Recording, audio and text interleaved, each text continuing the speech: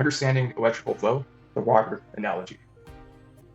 Relating electricity to water is a useful way to understand just how it flows. So up here is essentially a representation of a transformer transforming high voltage from the transformer to 120 volts going to the service. So on the transformer, it could have a high voltage, potentially around 10,000 volts. The transformer will transform that voltage down to 120 volts, down to the electrical meter, which measures the flow of electricity passing through it. And then here, between the valve, which is a representation of a breaker, is the loaded electricity waiting to be turned on and led out to the branch circuit, essentially.